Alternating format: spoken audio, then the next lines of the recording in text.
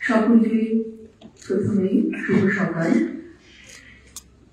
তোমার কীর্তির যে তুমি যে মহৎ, তাই তব জীবনের রথ পশ্চাতে ফিরিয়া যায় কীর্তিরে তোমার বারংবার।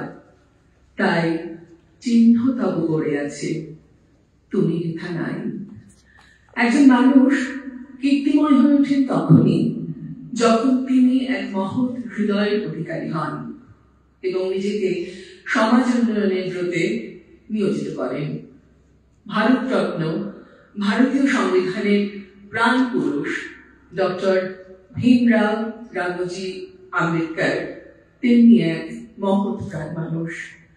ভারতবর্ষের ইতিহাসে যার সগৌরব উজ্জ্বল উপস্থিতি। 14 এপ্রিল ছিল এই মহামানবের শুভ জন্মদিন। গত কয়েক বছরের মতো এবছরও আমরা প্রতিষ্ঠানের পক্ষ থেকে ওই দিন বাবা সাহেবের প্রতি শ্রদ্ধার্ঘ অর্পণের আয়োজন করেছিলাম। আজ বিশেষভাবে আমরা তাকে আরেকটু বিশেষভাবে জানার জন্য এখানে একত্রিত হয়েছি এবং আমরা অত্যন্ত গর্বিত যে আজ আমরা আমাদের মধ্যে দুজন বিশেষ মানুষকে অতিথি হিসেবে পেয়েছি। একজন honourable justice mister Ashok Kumar Ganguly এবং renowned journalist mister Suman Chattopadhyay. মূলত তাদের চর্চাতেই আজ আমরা বাবা সাহেবকে আরো একটু গভীরভাবে জানবো, কিন্তু তার আগে আমি honourable justice mister Ashok Kumar Ganguly মহাশয়কে অনুরোধ করবো মঞ্চে রাখা বাবা সাহেবের প্রতিকৃতিতে মাল্যদান করে অনুষ্ঠানের শুভ সূচনা করার জন্য।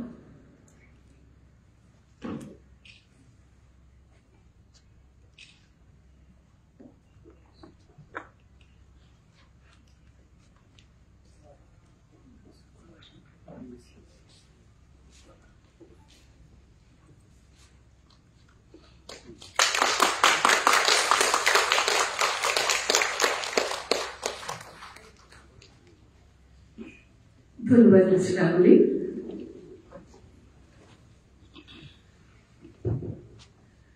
এবার আমি আমাদের সহকর্মী অঙ্কিতা এবং গায়ত্রীকে অনুরোধ করব পুষ্পস্তবক দিয়ে মঞ্চপৃষ্ট অতিথিদের এবং সেই সঙ্গে আমাদের ডিরেক্টর প্রফেসর অরিন্দম ব্যানার্জি এবং রেজিস্ট্রার শ্রাবণী সাহা মহাশয়কে পুষ্পস্তবক দিয়ে অভ্যর্থনা জানাবে।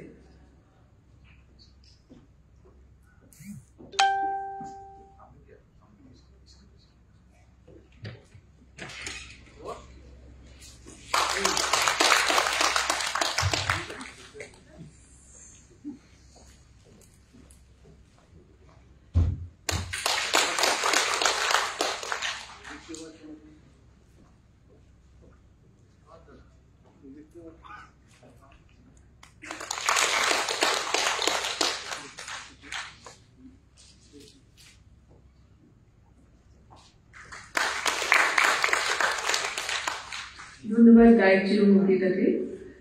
আমি আমাদের মাননীয় অধিকর্তা অধ্যাপক অরিন্দম ব্যানার্জি মহাশয়কে অনুরোধ করব আমাদের অতিথিদের উত্তরীয় এবং রামন স্পেকট্রোমিটারের রেপ্লিকা প্রদান করে সম্মাননা জানানোর জন্য। প্রথমে প্রফেসর ব্যানার্জি প্রথমে সম্মাননা জানাচ্ছেন honourable justice mister Ashok Kumar Ganguly মহাশয়কে।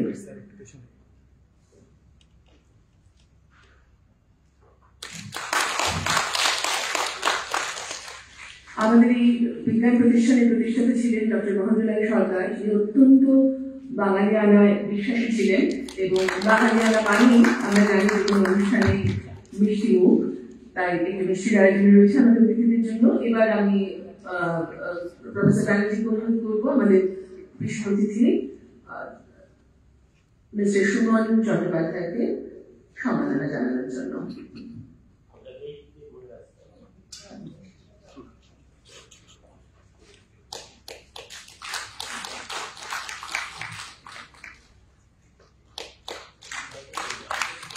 ওই যে বললাম আমরা যে কোনো শুভ অনুষ্ঠানে বাঙালিদের তো বেশি করতেই আসে বললাম।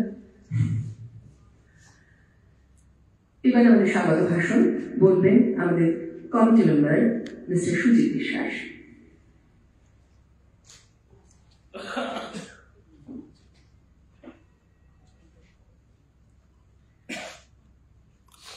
নমস্কার। মঞ্চে উপবিষ্ট বিশিষ্টজন, আজ এমন একজন মানুষের জন্মজয়ন্তী উপলক্ষে এই সেমিনারের আয়োজন করা হয়েছে যিনি একাধারে একজন চিন্তাবিদ, দার্শনিক, সমাজ সংস্কারক, সুবক্তা, অর্থনীতিবিদ, পণ্ডিত এবং রাষ্ট্রবিপ্লবী। তিনি ভারতের সংবিধানের ড্রাফটিং কমিটির চেয়ারম্যান, একজন জগৎ বিখ্যাত স্কলার। 2004 সালে ইউএসএ কলাম্বিয়া ইউনিভার্সিটি থেকে প্রকাশিত বিশ্বের সেরা 100 জন স্কলারের তালিকায় যার নাম 1 নম্বরে রয়েছে তিনি ডক্টর বি.আর. আম্বেদকর। সমানে না যদি রাখো এখনো সরিয়া থাকো, আপনারে বেঁধে রাখো চৌদিকে জড়ায় অভিমান, মৃত্যু মাঝে হবে তবে চিতাভস্যে সবার সমান। কবিগুরুর কবিতার এই পংক্তি যখন আমাদের মনের মধ্যে বহন করে চলেছি আমরা, তখন আমাদের দেশে সাম্য প্রতিষ্ঠার জন্য, তার প্রয়োগের জন্য ডক্টর আম্বেদকর জীবন পণ করেছেন। সামাজিক ন্যায় ও সাম্যের জন্য তিনি আজীবন নিরলস সংগ্রাম করে গিয়েছেন। ন্যায় ও লিঙ্গ নিরপেক্ষ বিশ্ব গঠনের জন্য কাজ করেছেন। পরাধীন ভারতবর্ষের শ্রমমন্ত্রী থাকাকালীন নারী পুরুষের সমকাজে সমবেতন তিনি নিশ্চিত করেছেন। মহিলাদের সবেতন মাতৃত্বকালীন ছুটি চালু করেছেন ভারতবর্ষে। নারী পুরুষ নির্বিশেষে শ্রমিকের কাজের সময় 10 ঘন্টা থেকে কমিয়ে 8 ঘন্টা করেছেন। এখানে বলে রাখা দরকার যে ঐতিহাসিক মে দিবসের পরেও ভারতবর্ষে 8 ঘন্টার কাজ করা যেত না, সেখানে 10 ঘন্টা ছিল, সেটাকে উনি কমিয়ে আনেন। এমন পূর্ণ দিনে দুজন বিদগ্ধ বক্তাকে আমাদের মধ্যে আমরা পেয়েছি। স্বাগত জানাই জাস্টিস অশোক গঙ্গোপাধ্যায়কে, যিনি সুপ্রিম কোর্টের প্রাক্তন বিচারপতি। স্বাগত জানাই বিশিষ্ট সাংবাদিক শ্রী সুমন চট্টোপাধ্যায় মহাশয়কে। স্বাগত জানাই মাননীয় অধিকর্তা অধ্যাপক অরিন্দম ব্যানার্জি মহাশয় এবং মাননীয় রেজিস্ট্রার শ্রীমতী সর্বাণী সাহাকে। স্বাগত জানাই আইএসসিএস এর ডিনদের এবং ডিপার্টমেন্টাল হেডদের, যারা আইএসসিএস এর স্কুল চেয়ারম্যান হিসেবে ডেজিগনেটেড। স্বাগত জানাই আমাদের সহকর্মীদের এবং প্রিয় ছাত্রছাত্রীদের, সেই সঙ্গে আমাদের যারা আমন্ত্রিত অতিথি বিভিন্ন জায়গা থেকে এসেছেন, বিভিন্ন অফিস থেকে এসেছেন, তাদেরকে আমরা স্বাগত জানাই। ধন্যবাদ।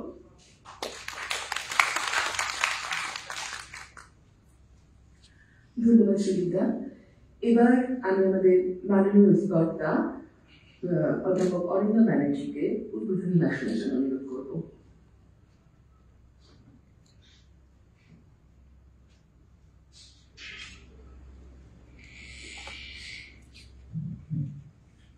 Hello. What should I say? What to start? We are in the juncture of morning and noon, so it is better to say good noon to everybody. Honorable Justice Ganguly, Honorable Professor Chattopadhyay, Madam Sarvani, and my friends, colleagues, and dear students. We all know that B.R. Ambedkar was a very prominent figure in India, and he was having enormous contributions for making a shape of Indian Constitution.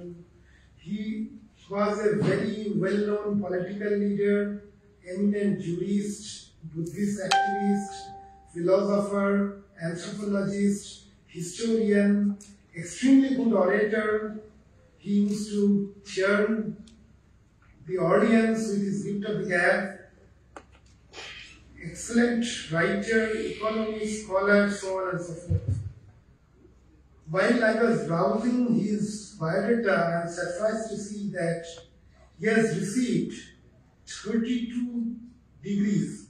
Out of them, numerous DSc degrees, namely a few, he received, rather to say he has earned DSc from London School of Economics, then DLET from Columbia University, US, then again DSc from University of Bombay, University of Punjab, many universities. Also the LLD degrees. See, he was really a genius. In one hand, he was a very good political leader, very good prophetic writer. On the other hand, he was a very good human being. He, the persons who believe the equality in gender, we all should be equal in the eye of law, eye of this. There should not be any inequality. We should not divide the human being through creed, caste, color, and many other things. And fight against the untouchability. At that time, India was not what we are seeing here. We just go down the memory lane, just what was there in India 100 years back. There are so many superstitions, there are so many stigmas and all these things. And what I heard, he has just against all the odds, he fought and won. Anyway, it's also tempting to me to name another person, very well-known scientist, Professor Meghnad Sahab. His contribution, I personally believe, in no way less than Professor C.V. Raman. The one, Raman received the Nobel Prize, the other one didn't receive the Nobel Prize, but his enormous contributions in physics, theoretical physics, is not only admirable, but also very well known across the world.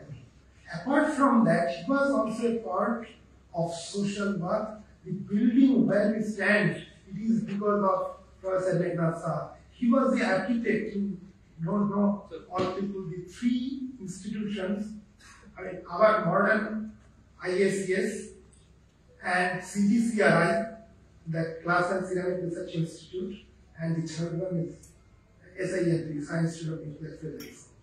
So, just good noon to everybody. I think the people are eagerly waiting to listen to our very good, eloquent orators. So I'm just stopping here. Thank you all for your kind attention.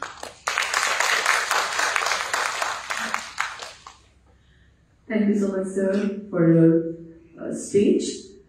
আমি শুরুতেই বলেছিলাম যে আমাদের মধ্যে আজ দুজন বিশেষ মানুষ উপস্থিত আছেন যাদের চর্চায় আমরা বাবা সাহেবের সম্পর্কে একটু গভীরভাবে জানবো। Honorable Justice Mr. Ashok Kumar Ganguly is with us today, who is an Indian jurist and served as a judge of the Supreme Court of India and delivered judgments in many high-profile cases like the 2G Spectrum case, etc. He also served for Patna High Court, Odisha High Court, Madras High Court, etc. during his career. He also went on to be the chairperson of the West Bengal Human Rights Commission, where his role was highly appreciated. We are really proud that Mr. Ganguly is gracing our occasion today. With this, I'd like to request Mr. Ganguly to take up the microphone for a speech on Ambedkar's view of a just society.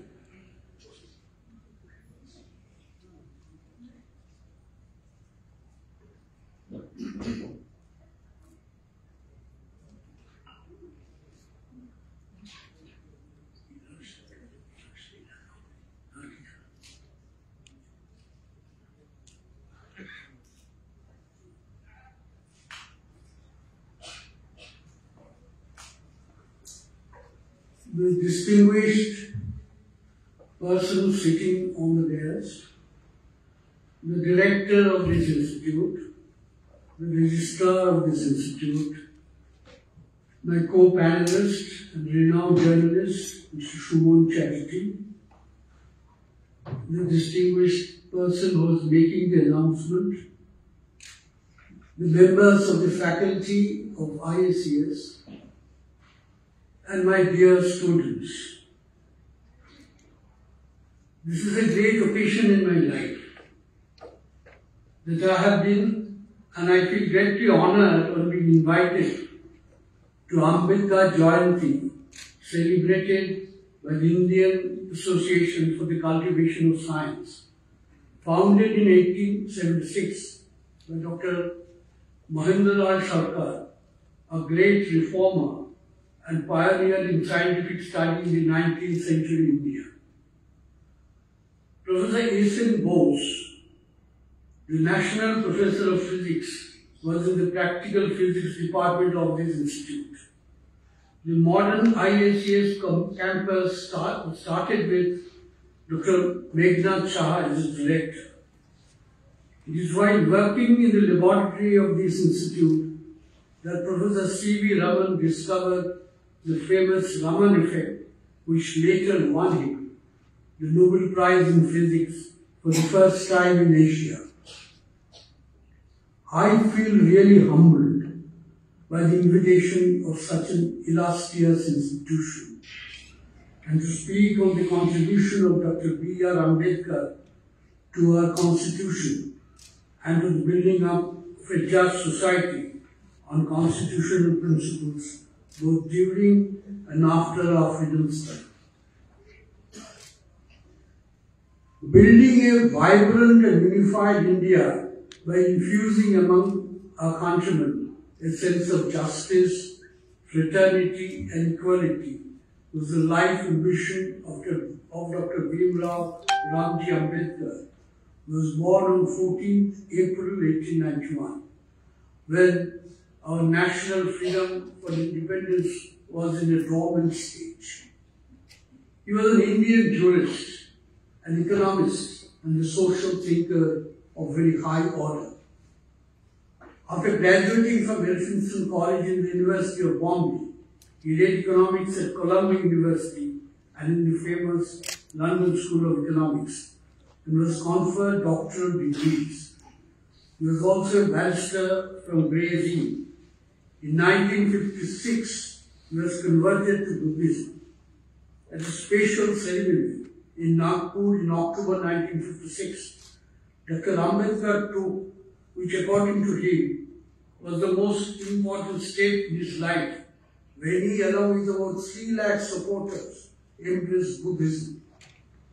Addressing a mass gathering after the ceremony, Dr. Ambedkar declared, and I quote, "The Hindu religion offered me no opportunity for the untouchables to improve their lot, for it is based on inequality. On the other hand, Buddhism is based on equality and justice." Unquote. He is known to most of us as a true believer in radical ideas of democracy and socialism, and spent his life and energy for the uplift of the downtrodden and the Dalits. He is known as the architect of our constitution, under which India became a republic for the first time in a variegated history of 5,000 years.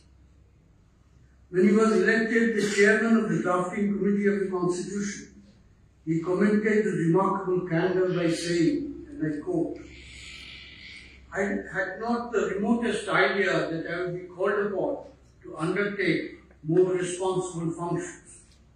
I was therefore greatly surprised when the Assembly elected me to the drafting committee. I was more than surprised when the drafting committee elected me to be its chairman.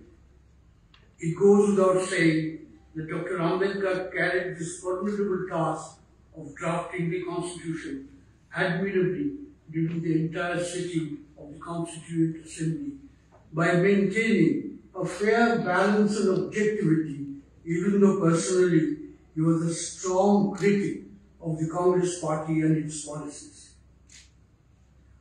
As the chairman of the drafting committee, Dr. Ambedkar stressed that the Constituent Assembly is a body of people exercising sovereign authority, which it had so plainly asserted against the British, and the assembly had a position distinct from ordinary legislatures. He made it clear that laws made by legislative authority on the basis of popular mandate cannot be equated with the higher law principles embodying decisions of people themselves. That is why he called the Constitution a fundamental document. Participating in the debates, he argued, I quote, "It's a document which defines the position and power of the three organs of the state. It also defines the powers of the executive and powers of the legislature as against the citizen. The purpose of a constitution is not merely to create the organs of the state, but to limit their authority, because if no limitation is imposed upon the authority of these organs, there will be complete tyranny and complete oppression," unquote. Therefore, his mission as the chairman of the drafting committee from the very beginning was to protect the people against tyranny and oppression. While doing so, his concept of a just society loomed large in his vision from the very inception of the task. Dr. Ambedkar, as a student of social history, realized that India is a pluralistic society, even though it has a very weird hierarchical order. Therefore, he knew that to build a just society, struggle will be to avoid the pathologies of a hegemonic and imperialist order that seeks to impose a unified populist will on a society with diverse castes, creed, religion, and language. Dr. Ambedkar found that the existing social order is deeply embedded in the Hindu caste system, and therefore he does not give much importance to the worth of an individual as a person, and thus eliminating the person's chance to grow and develop his potentials. These aspects were discussed by Dr. Ambedkar in his treatise, The Hindu Social Order, Its Essential Principles. He found Hindu society, apart from consisting of 4 castes, namely the Brahmins, Kshatriyas, Vaishyas, and Sudras, there is one more caste, namely Panchamans, the so-called untouchables of the scheduled caste. But his regret is that the caste division in Hindu society does not give any importance to an individual. In the Hindu social order, he lamented, and I quote, "The unit of Hindu society is not the individual Brahmin or the individual Kshatriya or the individual Vaishya or the individual Shudra or the individual Panchama. Even the family is not regarded by the Hindu social order as the unit of society except for the purposes of marriage and inheritance. The unit of Hindu society is the class or varna, to use the Hindu technical name for class." Criticizing this barbaric echelon in social structure, Dr. Ambedkar argued that human beings may not be equal in physical strength, artistic skills, material wealth, or mental faculties, but all human beings possess some basic attributes as rights to dignity and respect, which is common to human beings as a whole. Calling such inherent equality amongst humans, Dr. Ambedkar opined that a society without a respect for human personality is a band of robbers. That is why his thesis is that life between members of society must be regarded by considerations founded on liberty, equality, and fraternity. His ideas of liberty and equality for all is not founded on the divinity and mercy of God, as suggested by some, but according to Ambedkar, it should be firmly grounded on reason and the basic needs of human beings. Much earlier than Enlightenment in Europe in the 17th century, a critical thinking started in India in the 6th century BC, when Gautama Buddha, revolting against the Brahmins' exploitation over others, questioned the very premise that God created human beings as unequals. Lord Buddha did not believe in the existence of God, and advocated the establishment of a society based on truth, non-violence, reason, and compassion. A doctrine much to the liking of Dr. Ambedkar. In the vortex of these conflicting thoughts, Dr. Ambedkar's vision of a just society gains relevance. What is a just society? You can refer to John Stuart Mill's conception of this when he says, the just society is one in which individuals are allowed to live their lives as long as they do not infringe on the rights of others. And the resources of the society are distributed equally to all, particularly to the most deserving. In such a society, the people exercising power or making decisions to protect the wealth for the good of the community and common people or citizens would work collectively for the good of others. At a much later point of time, according to Pierre Trudeau, who later became the Prime Minister of Canada, just society is one in which rights of the minorities will be saved from the whims of the intolerant majority, and in which all citizens will actively be involved in the development of the country, in which there will be equal citizenship with rights to all, and to develop his or her potential. Trudeau believed a just society would value individual liberty to the fullest variety. Similarly, according to Dr. Ambedkar, while drafting the constitution for a nascent nation, the task was one of nation building. He always thought that nation building will be meaningful by way of creating a social milieu in which every individual is given ample space to exercise his liberty and experience equality of treatment in the course of his daily interactions, not through violence or coercive means, but by the consent of society. In his various writings, Ambedkar repeatedly indicated the kind of society he wanted to be, and he wanted the existing moribund society to change.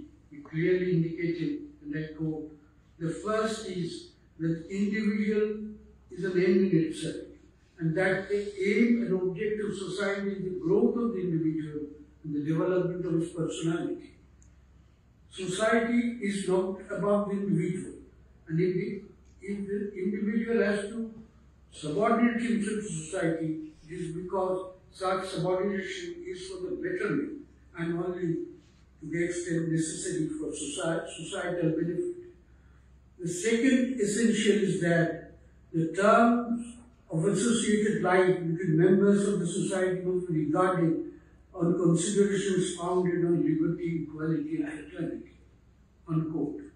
Therefore, in Ambedkar's concept of a just society, individual occupies an important position, and for his development and social emancipation, individual freedom and liberty can be curtailed strictly confined to the requirement of the growth of the individual in the wider social context. But in Hindu social order, dictated by caste equation, an individual is not at all important. In a caste-based society, a person's relationship and social development is fixed by caste considerations, and a free social intercourse is prohibited. But in Ambedkar's just society, individual relationship is based on principles of liberty, justice, and equality. The infusion of the concept of fraternity in our constitutional framework is the great contribution of Dr. Ambedkar. Along with it comes the allied concept of the dignity of the individual. These two concepts have been interlinked in our constitution as under, and I quote the preamble from the constitution: fraternity assuring the dignity of the individual and the unity and integrity of the nation, unquote. Therefore, in the concept of a just society, in Dr. Ambedkar's vision, fraternal feelings and dignity of the individual are national virtues, and to respect and sustain these virtues, then only there can be one unified and integrated nation. If individuals are denuded of their dignity, and if there is no fraternal feelings among them, the dream of an united and integrated nation will be a teasing illusion. It certainly cannot be realized by coercion or the implementation of draconian laws which seek to throttle individuals' liberty, which is a facet of individual dignity. If you look at it from the point of view of social philosophy, the main common values of human dignity in current political theory are two: dignity as autonomy and dignity as vulnerability. In a republic like ours, whose moral theory is dominated by the importance of rights and the rule of law, these two paradigms seem to be the most dominant. The link between autonomy and dignity on the one hand and the vulnerability of individual dignity on the other can be considered as the two conflicting points. Dignity is in fact a bridge between ethics and morality, as it connects our attitude and the way we consider others. The meaning of dignity emerging in this perspective is clearly linked to equality. The value of dignity has played a prominent role in the understanding of basic human rights. Primacy of human rights and the duty to uphold the same serves as a basis for the authority and legitimacy of the role of our Supreme Court in invalidating laws that have breached constitutionally guaranteed human rights, namely the protection of freedom of conscience and free speech in our Constitution. Dignity plays a pivotal role in a liberal democracy to uphold principles of equal human rights that are constitutionally protected from majoritarian pressures which surreptitiously fan discrimination to trample upon minority rights, whereas Constitution contains irrational prejudices, religious intolerance, racism, and homophobia. This conflict brings about politics of intimidation, which we saw before this recently concluded parliamentary election, when imaginary threat to national integrity which sometimes misleads the citizen to identify with the views of the propagandists by traumatizing of the human psyche and thus paving the way for divisiveness among citizens and dictatorship of the rulers. This is highly derogatory for human dignity and national integrity. That is why emphasis on dignity was central to Dr. Ambedkar's doctrine, especially in his tirade against untouchability, which is a wild social custom in colonial India. A fight against casteism and untouchability in India was inspired by the reforms movement championed in Bengal by Raja Ram Mohan Rai in the early 19th century. Raja's main emphasis was on the spread of secular education to disabuse his country's men's mind of the deep-seated prejudice and superstition based on religion. Thus, reformist movement in casteism took roots in Bengal much earlier, and Keshav Chandra Singh, the great Brahmo leader, and his followers were plainly encouraging intercaste marriages. Swami Vivekananda also said, and I quote, "We refuse entirely to identify ourselves with 'do not touch me.' This is not Hinduism. It is in none of our books. It is an orthodox superstition which has interfered with national life all along the line." Gandhiji, who relentlessly fought against casteism and called untouchables religion, meaning thereby that they are the children of God, and he thought caste has nothing to do with religion, but it simply was a custom. Gandhiji also strongly believed that religion is bound to perish if it does not abolish the invidious and iniquitous distinction between man and man. In view of progressive European thinking introduced by the British education system, the doctrine of equal protection of laws or equality before laws, the two basic postulates of the Constitution, were sown during the British rule. While independence of the community effect of the Constitution, the opportunity to change the caste-ridden hierarchical Hindu society to an egalitarian one of equal citizenship was made possible under the Constitution. Amid slogans, Mahatma Gandhi Ji Ki Jai, the Constitutional Assembly approved in 1948 Article 17 in our Constitution, which abolishes the practice of untouchability in any form. We, however, must agree that even though Article 17 of the Constitution abolishes the practice of untouchability in any form and further mandates that the enforcement of any disability arising out of untouchability shall be an offence punishable in accordance with law, and the Scheduled Castes and Scheduled Tribes Prevention of Atrocities Act 1989 has been enacted by the Parliament. Even then, the practice of untouchability has not been completely eradicated from our society. Recent newspaper reports speak volumes about the prevalence of this nefarious practice. About untouchability, the way Dr. Ambedkar analyzed it is very important, and I am quoting him to some extent. And I quote him. Dr. Ambedkar wrote, "The problem of untouchability is a matter of class struggle. It is a struggle between caste Hindus and the untouchables. This is not a matter of doing injustice against one man. This is a matter of injustice being done by one class against another. The struggle is related to social status. The struggle indicates how one class should keep its relationship with another class of people. The struggle starts as soon as you start claiming equal treatment with others.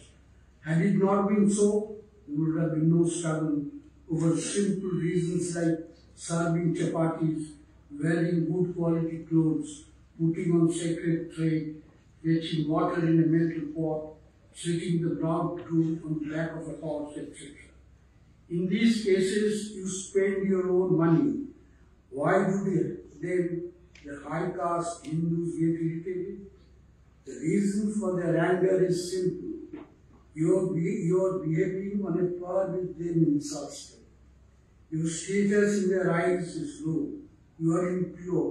You must remain at the lowest rung. Then alone will they allow you to live happily. The moment you cross your level, the struggle starts. The instances given above also prove one more fact. Untouchability is not a short or a temporary feature. It's a permanent one. To put it straight, it can be said that the struggle between the Hindus and the untouchable is a permanent phenomenon. It is eternal because the high caste people believe that religion, which is placed at the lowest level of society, is itself eternal. No change according to time and circumstances is possible. You are the lowest rung of the ladder, you shall remain lowest forever, unquote. Supreme Court has castigated this practice as our original sin and noted that our inability to fight the foreign ruler was the social degeneration of India because of the caste system. To rule this country,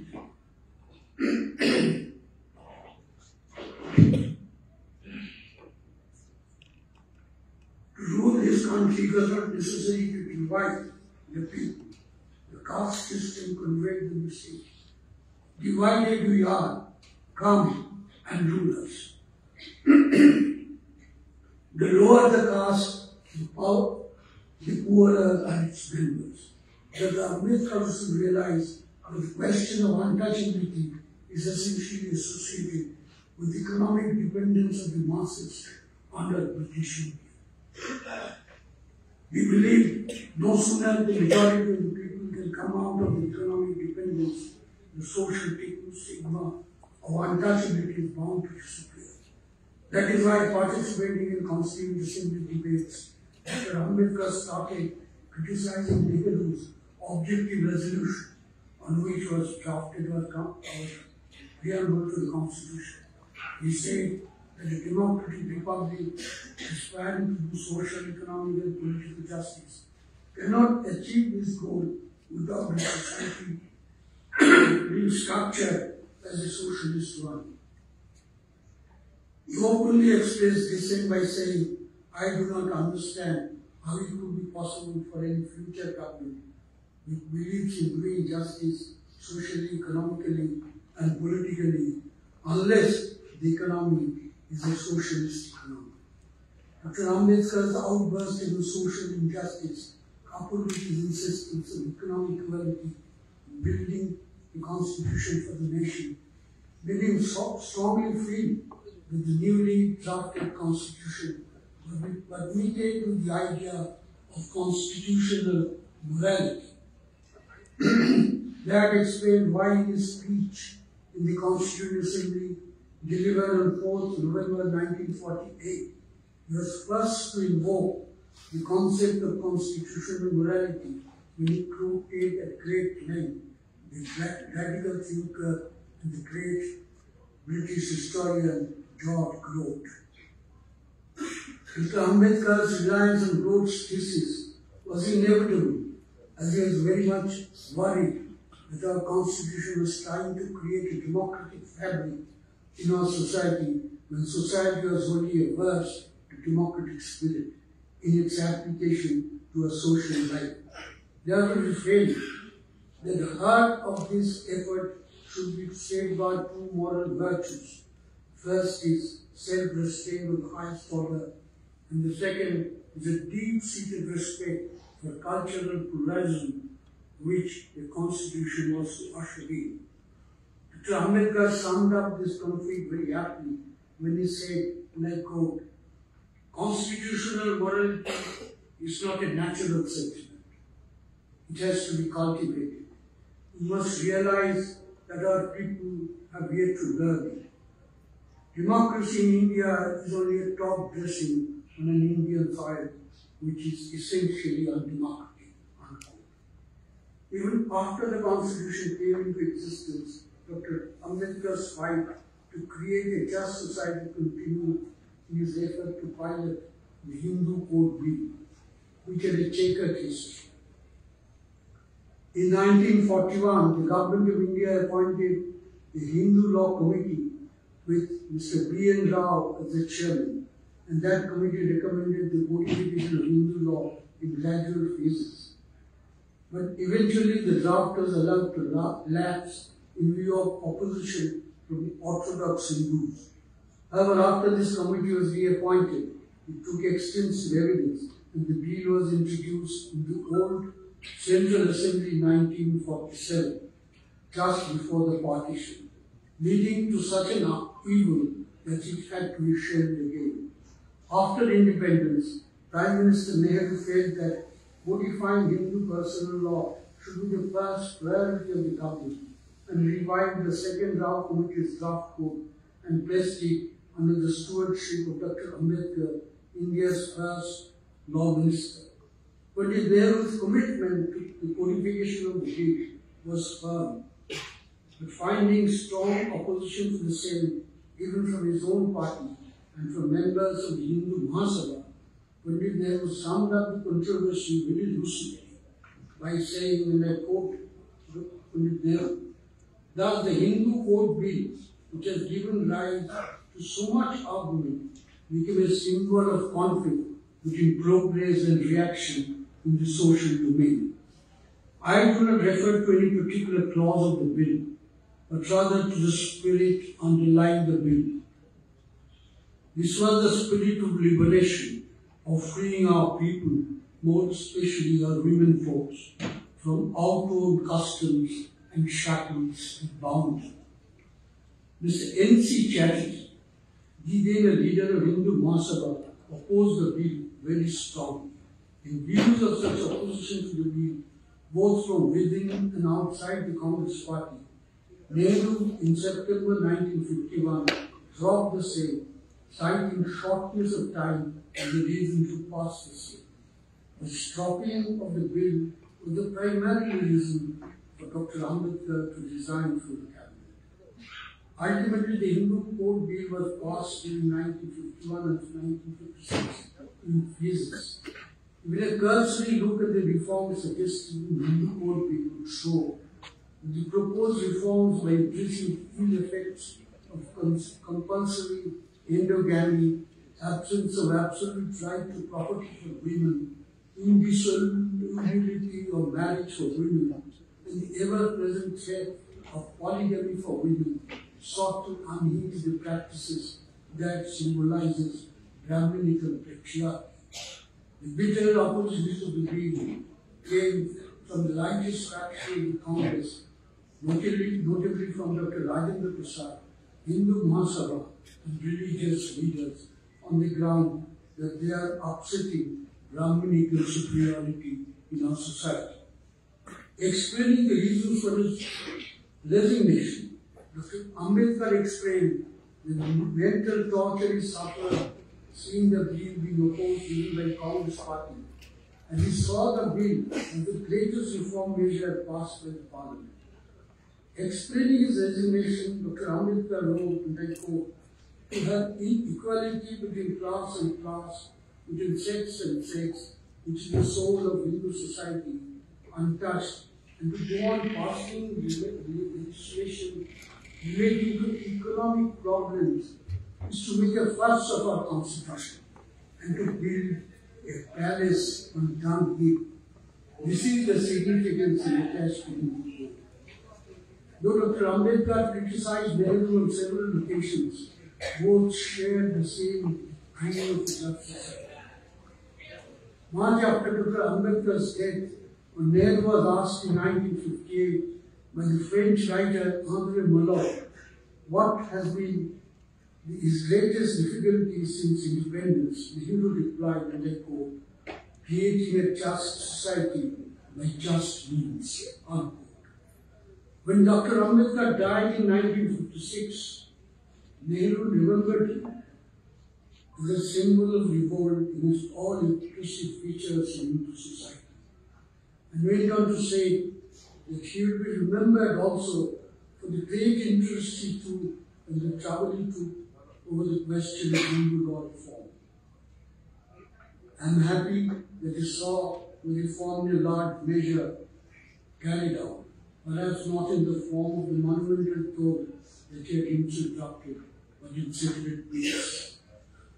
His efforts to build a just society was in sync with the expectations of we the people, as reflected in Article 38 of our Constitution, which I quote, "The state shall strive to promote the welfare of the people by securing and protecting, as effectively as it may, a social order in which justice, social, economic, and political shall inform all institutions of national life."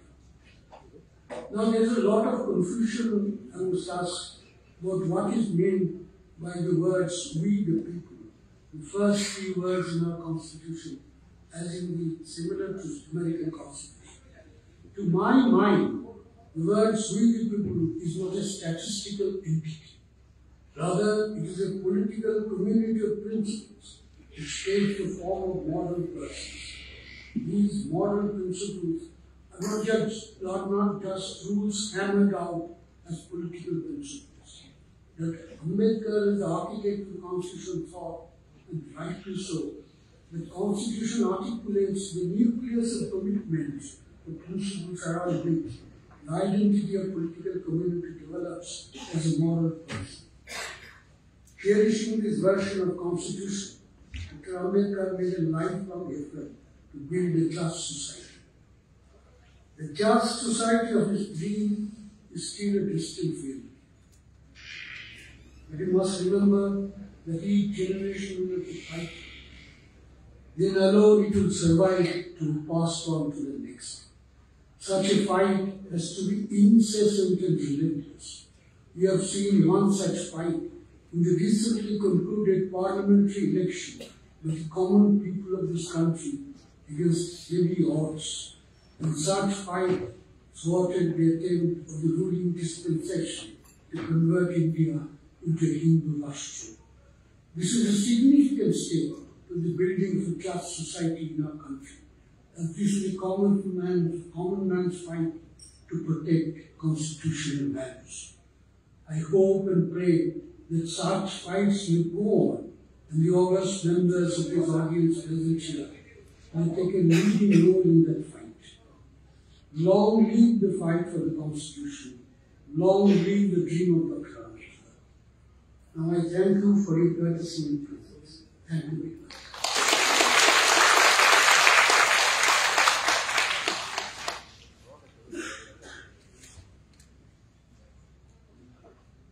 Thank you so much, sir, for the excellent speech. এবার আমি যাকে ডাকবো তাকে আপনারা সকলে চেনেন জানেন, তিনি আর কেউ নন, স্বনামধন্য সাংবাদিক শ্রী সুমন চট্টোপাধ্যায়। তার সম্পর্কে আপনারা সকলেই জানেন, সত্যি আমার বিশেষ কিছু বলার নেই, তবে এইটুকু না বললেই নয় যে বাংলার যে বেঙ্গল মিডিয়া যে রয়েছে আমাদের, তার অন্যতম প্রধান মুখ সুমন বাবু। উনি আজ আমাদের মধ্যে এসেছেন, আমরা সত্যি অত্যন্ত গর্বিত। এবার একটু তার কাছ থেকে আমরা শুনি বাবা সাহেব আম্বেদকর সম্বন্ধে। সুমন বাবু, প্লিজ।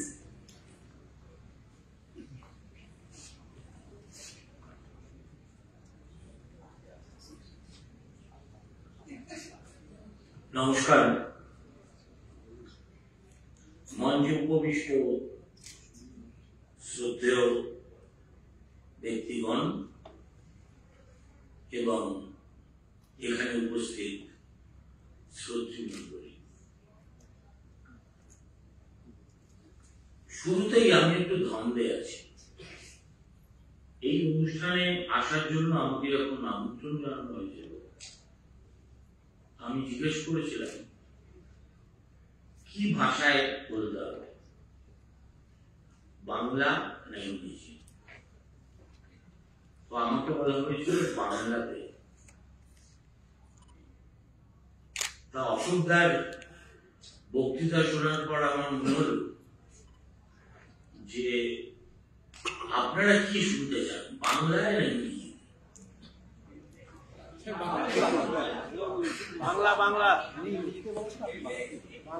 কেননা এই ধর্মটা আমার কাটানো দরকার। দেখুন, উইনস্টন চার্চিলকে একবার একজন ব্রিটিশ জার্নালিস্ট জিজ্ঞেস করেছিলেন, mister prime minister, what are the 3 most difficult things you have faced in your life? Churchill was known for his profound sense of humor, and he promptly replied, Act number, climbing a wall which is leaning against you. Second, kissing a woman who is leaning away from you.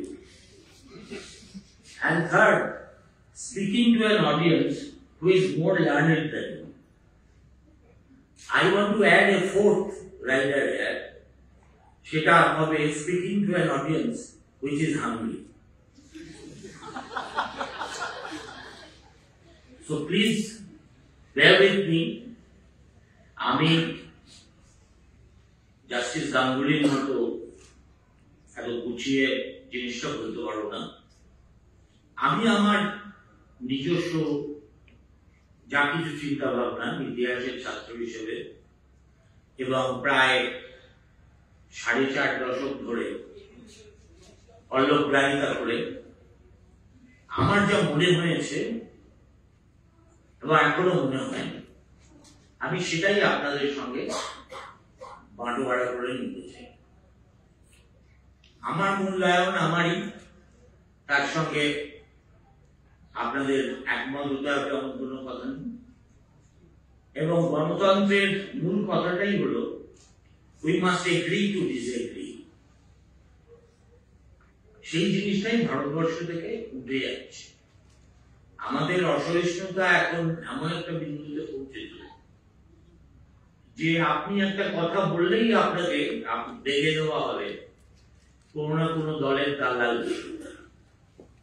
আমি যে কতবার কত দলের দালাল হিসেবে পর্যবেক্ষিত হয়েছি আমি তো বলতে পারবো না, এখনো বলছি।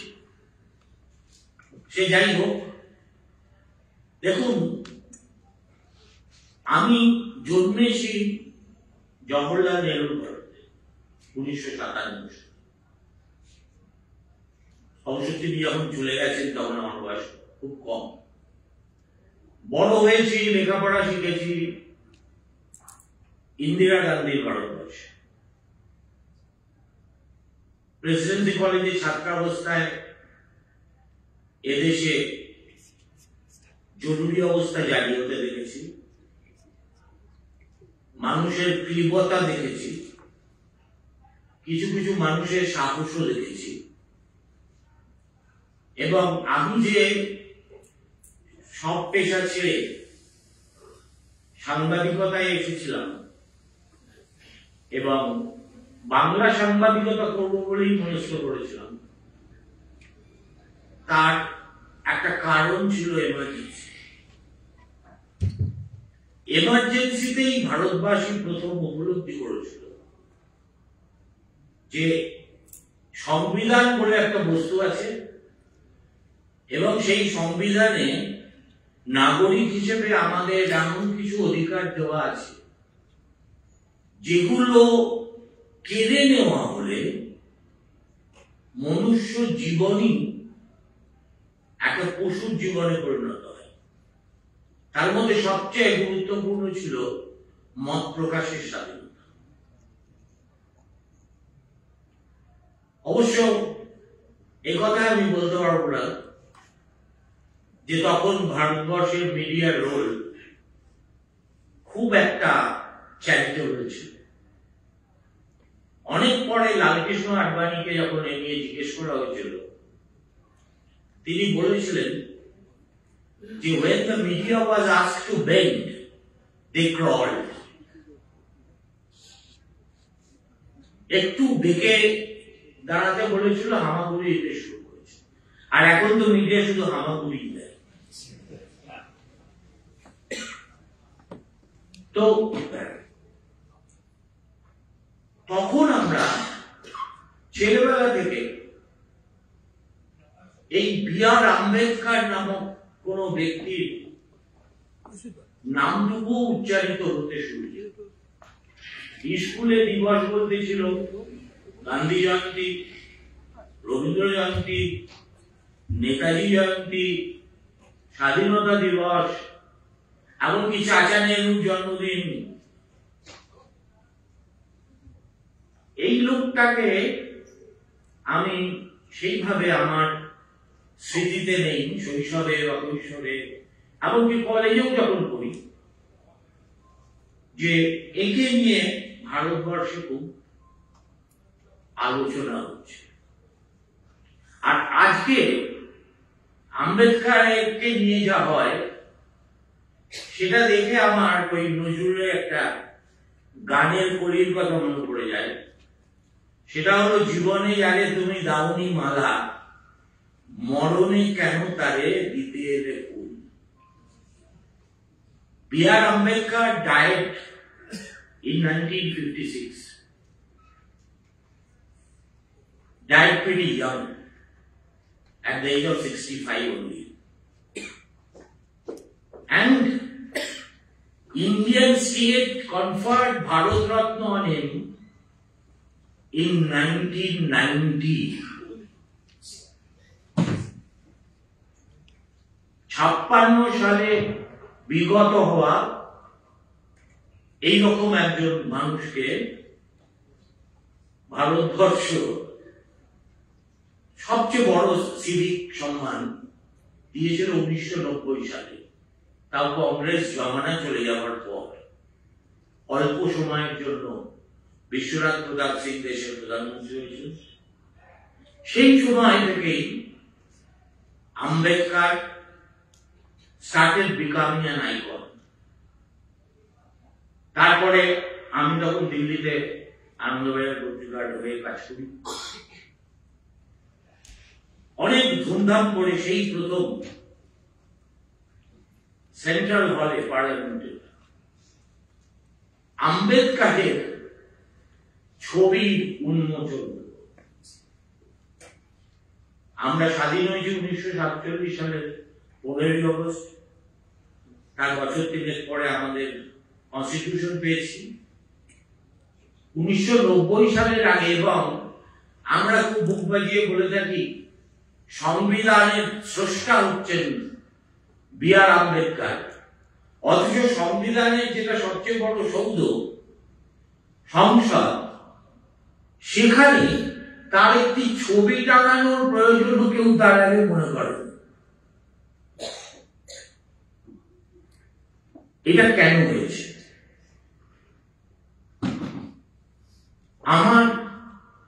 আমি দেখুন, আমার এই ব্যাপারে যথেষ্ট আগ্রহ আছে বলে আমি দেখেছি। যত বড় হয়েছি এবং নতুন নতুন কথা জেনেছি, আম্বেদকরের লেখা পড়েছি, আম্বেদকরের ভাষণ পড়েছি, তত আমার একটা ধারণা আজকে একেবারে, এটা আমার এই নিয়ে কোন রকম দ্বিমত নেই আমার মনে, that in terms of he was an intellectual colossus.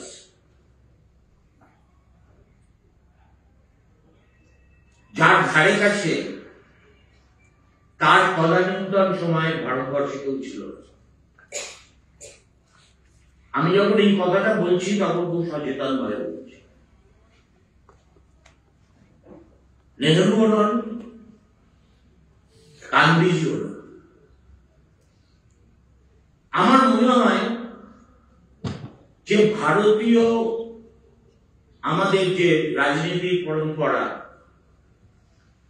তাতে B.R.. Ambedkar was a quintessential iconoclast.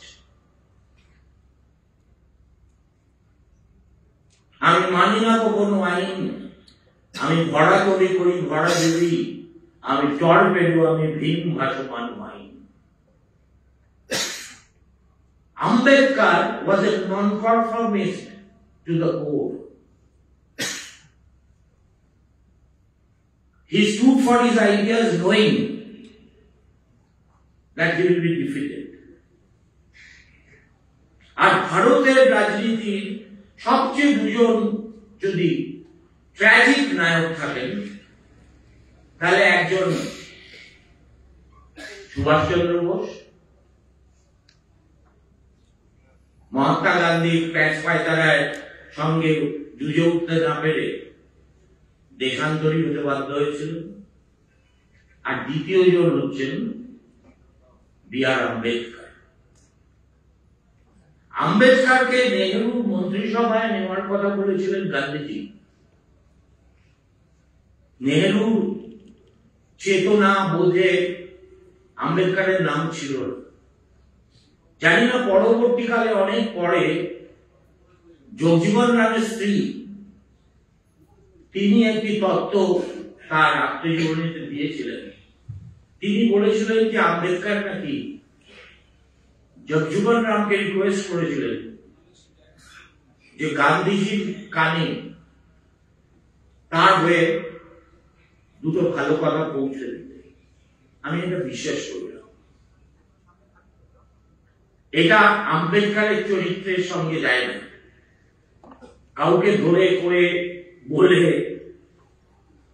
কোন মন্ত্রিসভায় যাওয়ার কোন দরকার তার ছিল বলে আমি বিশ্বাস করি। এখন এই গান্ধীজি যখন 1932 সালে রাউন্ড টেবিল কনফারেন্সে আমাদের শিডিউল কাস্ট শিডিউল ট্রাইবদের জন্য সেপারেট ইলেকটোরেট হবে কিনা, এই নিয়ে দীর্ঘদিন ধরে বিতর্ক চলেছিল, তখন গান্ধীজির সামনে বুক চিতিয়ে যিনি সমানে সমানে জুড়েছিলেন তিনি আম্বেদকর, এবং কমিউনাল অ্যাওয়ার্ড যেটা দেওয়া হয়েছিল তাতে প্রাথমিকভাবে একটা সেপারেট ইলেকটোরেট ফর এসসিজ and STs was also recommended. কিন্তু গান্ধীজি আমাদের অমিত শাহ যাকে বলেছেন যে চতুর বানিয়া, গান্ধীজি তখন পুনার ইয়ারবাদা জেলে বন্দী আছে। যে কাজটা গান্ধীজি সবচেয়ে ভালো পারতেন সেটাই করলেন। তিনি বললেন এটা আমি কিছুতেই মানব না, এবং এটা যদি তুলে নেওয়া না হয় তাহলে আমি এই অনশনে বসলাম ফার্স্ট আনটু ডেথ। গান্ধীজির অনশন কিন্তু মমতা বন্দ্যোপাধ্যায়ের অনশনের মধ্যে ছিল না।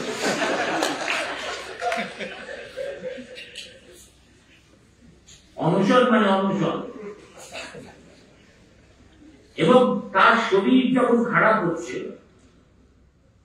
গোটা দেশ তো বাপু বাপু বাপু বাপু বাপু, হ্যাঁ, যেন বাপু ছাড়া গতি নেই। তখন মদন মোহন মালব্য আরো অনেকে এর কাছে গেলেন, আম্বেদকরের কাছে গেলেন, গিয়ে বললেন হাত জোর করে যে বাবা আপনি একটু দয়া করে গান্ধীজির সঙ্গে দেখা করুন এবং এটাকে আপোষে মিটিয়ে দিন। আম্বেদকর কিন্তু he went 2 steps forward এবং তিনি বললেন ঠিক আছে। শেষ পর্যন্ত ঠিক হল আমাদের জেনারেল যে কনস্টিটিউয়েন্সি তার একটা অংশ যেটা আমাদের আছে আর কি, সাম seats are reserved for scheduled caste and scheduled tribes. পশ্চিমবঙ্গের বিধানসভায় 294টি কেন্দ্রের মধ্যে এরকম 69টি কেন্দ্র আছে শিডিউল কাস্ট এবং শিডিউল ট্রাইবদের জন্য সংরক্ষিত, কিন্তু আলাদা ইলেকটোরেট নয়, যেখানে বাকিরাও ভোট দিতে পারে। তিনি রাজি হয়ে গেলেন। and Mahatma it was nothing but blackmail. সারা জীবনে আমার ভাবলে অবাক লাগে, আমি তার ইন্টেলেকচুয়াল অ্যাসপেক্টের কথা বলতে গেলে অনেকক্ষণ সময় লেগে যাবে। একটা কল্পনা করুন, একটা অচ্ছুত বাড়ির ছেলে, সে বড়দার রাজ পরিবারের কৃপা দৃষ্টিতে এসে 11 পাউন্ড না 12 পাউন্ড জলপানি মাসিক পাবে, এটা নিয়ে কলাম্বিয়া ইউনিভার্সিটিতে ভর্তি হয়েছে। ভারতবাসীর কাছে তখন মুখ্য ছিল বিলেত, Oxford, Cambridge, London school of economics. তারপরে তিনি পরপর যেভাবে একটার পর একটা, he is a trained economist, jurist, philosopher তো পড়ে, এবং ছাত্র জীবন থেকে অচ্ছুত হওয়ার যন্ত্রণা কাকে বলে সেটা নিজের জীবন দিয়ে আম্বেদকর বুঝেছে। বম্বে এলফিংটন স্কুলে he was the only untouchable boy who was admitted. এবং ওনার জল তেষ্টা পেলে উনি সেই জাগটা ধরতে পারতেন না। কোন সিনিয়র ছেলে এসে এরকম উপরে, যেভাবে আপনারা দেখেছেন চন্ডালিকায় একটা দৃশ্য আছে, জল দাও আমায় জল দাও, সেও কিন্তু অচ্ছুত। ওই জায়গাটায় আম্বেদকরকে ফেস করুন, এইভাবে জল খেতে হয়েছে। উনি একটা ব্যবসাও শুরু করেছিলেন, সাম কনসালটেন্সি। যেই লোকে জানতে পারলো যে উনি অচ্ছুত, ব্যবসায় তালা জুড়ে গেল। সুতরাং এই যে অন্তর্জয়ের জন্য তার যে সংগ্রাম, সেই সংগ্রামটার মধ্যে ছিটে ফোটা কৃতিত্ব ছিল, যেটা গান্ধীজি হরিজন সেবার মধ্যে ছিল। গাফর গান্ধী এই হরিজন টরিজন বলা, কোন ছোঁয়াছুঁই ইত্যাদি না বিশ্বাস না করা, this was more of a political weapon than a fundamental belief. এই আম্বেদকরই বলেছিলেন, দেখবেন ইউটিউবে আছে, আপনারা যদি পারেন শুনে নেবেন। বিবিসিতে একটা আম্বেদকরের ছোট্ট ইন্টারভিউ আছে, অবশ্যই শুনবেন।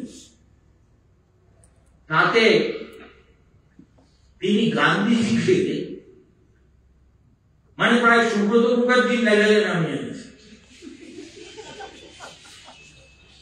বলছেন, why should I call him a Mahatma? What has he done? He talks something else in English, and in Gujarati he writes about বর্ণাশ্রম ধর্মের পক্ষে। তাহলে কোন মহাত্মার কোন রোলটাকে আমি মানব? আপনি ভেবে দেখুন, একটা লোক, তার প্রতিদ্বন্দ্বী কারা? মহাত্মা গান্ধী, জওয়াহরলাল নেহরু, বল্লভভাই প্যাটেল এবং the whole body of politicians cutting across parties. আম্বেদকরকে উপেক্ষা করা যেত, কিন্তু হজমও করা যেত না। আমি আম্বেদকরের মাত্র দুটি লেখা আপনাদের ছাত্ররা যারা, তাদের পড়তে অনুরোধ করব। একটা হচ্ছে, তিনি যখন ইস্তফা দিতে বাধ্য হলেন নেহরুর ক্যাবিনেট থেকে, তখন সংসদে একটা দীর্ঘ বক্তৃতা দিয়েছিলেন যে কেন তিনি ইস্তফা দিচ্ছেন। আর একটা 1949 সালের 25শে নভেম্বর কনস্টিটিউয়েন্ট অ্যাসেম্বলিতে একটা বক্তৃতা দিয়েছিলেন। সেখানে ভারতবর্ষের বিপদ কোন কোন জায়গা থেকে আসতে পারে সেগুলো একেবারে like a prophet of ডেলফাই, Greek Oracle যেমন ছিল না, দ্য গডেস অফ ডেলফাই, একদম হুবহু আজকের ভারতবর্ষে আমরা যা দেখছি বা অনেকদিন ধরে দেখে আসছি, মনে হয় যেন এই ভদ্রলোক ভবিষ্যৎ দ্রষ্টা হিসেবে গোটা জিনিসটা চোখের সামনে দেখতে পেরেছিলেন। দেখুন, এই যে বলা হয় তিনি আমাদের সংবিধানের জনক ফলক, কেমন, it is only partially true. ভারতীয় সংবিধান, জাস্টিস গাঙ্গুলি আমার চেয়ে ভালো জানেন, is 75% copy paste of Government of India Act 1935. এমনকি প্লেজিয়ারাইজেশনের দোষও আনা যেতে পারে, কমা সেমিকলন ভাষা পর্যন্ত ঢুকে দিয়েছে। এবং আম্বেদকর নিজে একাধিকবার বলেছেন যে দেখো, কেন যে লোকে আমাকে সংবিধানের স্রষ্টাপুত্র বলে আমি জানি না। My role was that of a hack, exactly my livelihood, I am also a hack. বললো যে মূল ড্রাফটটা লিখেছিলেন মিস্টার রাউ, আমার কাজ ছিল এই যে সভায় বিভিন্ন বিষয়ে যা যা বিতর্ক শোনা মন দিয়ে এবং তার সার কথাটুকু খসড়াতে ঢুকিয়ে দেওয়া। এর জন্য কোনো অরিজিনাল থিঙ্কিং অমুক তমুক এসবের দরকার ছিল।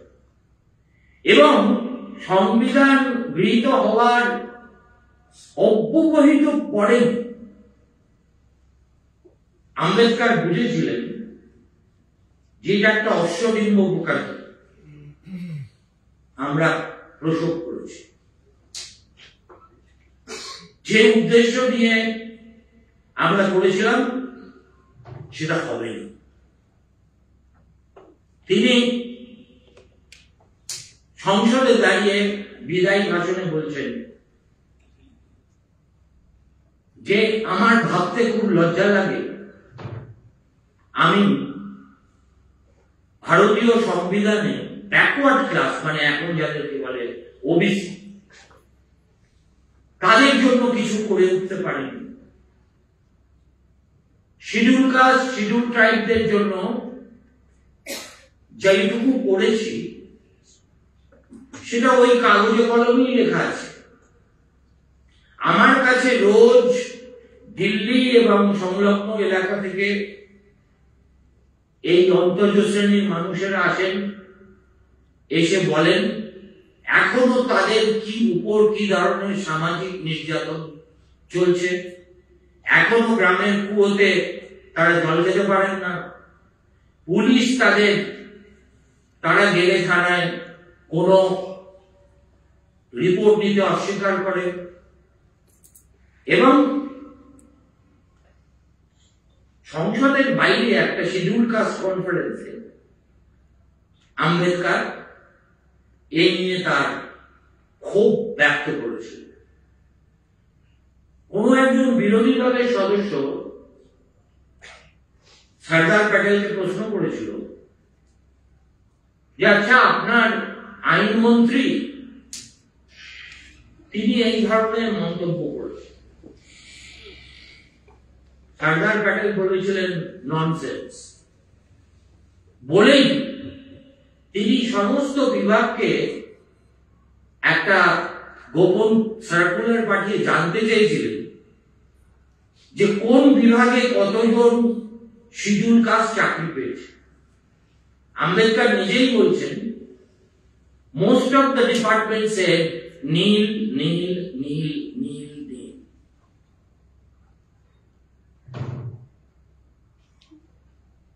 এবং হিন্দু কোড বিল, যার কথা অশোকবাবু বললেন বিস্তারিত, হিন্দু কোড বিল নিয়ে জওহরলাল নেহরুর যে ঘোষিত অবস্থান ছিল সেখান থেকে সরতে সরতে সরতে সরতে ব্যাপারটাকে ডাইলিউট করতে করতে করতে এমন একটা বিন্দুতে এলো যখন আম্বেদকর ভাবলেন যে এনাফ ইজ এনাফ। এবং সেটা কিভাবে এসেছিল তার বিস্তারিত বিবরণ তিনি তার সংসদীয় ভাষণে লিপিবদ্ধ করে গেছেন, যে কিভাবে তাকে খাটিয়ে নেওয়া হয়েছে অথচ যা বলা হয়েছে সেটা করা হয়। ক্রমশ ব্যাপারটাকে পিছোতে পিছোতে পিছোতে পিছোতে প্রথম পার্লামেন্টের মেয়াদ প্রায় উত্তীর্ণ হওয়ার মুখে হয়েছিল। তিনি একথা লিখছেন বা বলছেন যে আমাকে যখন আমার কাছে প্রস্তাব এলো যে আমাকে নেহরু ক্যাবিনেটের আইনমন্ত্রী করা হবে, তখন তো আমি অবাক হয়েছিলাম। কেননা কংগ্রেস দলে আমার কোনো বন্ধু নেই। আমি ভাবছিলাম যে এই একটা শত্রুপুরীতে গিয়ে আমি কি বা কাজ করতে পারবো, কতটুকু স্বাধীনতা পাবো। তার আগে যে ভাইসরয়ের এক্সিকিউটিভ কাউন্সিল ছিল তাতেও কিন্তু আইনমন্ত্রী ছিলেন আম্বেদকর, কিন্তু তার সঙ্গে তাকে আরো দুটো অ্যাডমিনিস্ট্রেটিভ ডিপার্টমেন্ট দেওয়া হয়েছিল, একটা সিপিডব্লিউডি, আরেকটা সম্ভবত লেবার। তা যখন নেহেরু ওকে ক্যাবিনেট জয়েন করতে বললেন, আম্বেদকর নিজের গুমর ছেড়ে নেহেরুকে অনুরোধ করেছিলেন যে দেখুন, আমাদের দেশে আইনমন্ত্রীর কোনো কাজ থাকে না। It is like a soap box যেখানে বৃদ্ধ উকিলরা বসে থাকলে ভালো হয়। I am a trained economist. I can handle any administrative department that you choose to give me. মেয়ের টুপি দিলেন, হ্যাঁ নিশ্চয়ই দেবো, আমার একটা প্ল্যানিং মিনিস্ট্রি করার ইচ্ছা আছে, তখন সেই মিনিস্ট্রির দায়িত্ব তোমাকে দেব। তারপরে তো অনেক গড়িমসি হলো, অবশেষে যখন সেই প্ল্যানিং ডিপার্টমেন্ট হলো, তাতে আম্বেদকরের নামকে উচ্চারণ করল। একটা মানুষের অবস্থা কতটা অসহনীয় হতে পারে, এবং তিনি তাতে পরিষ্কার করে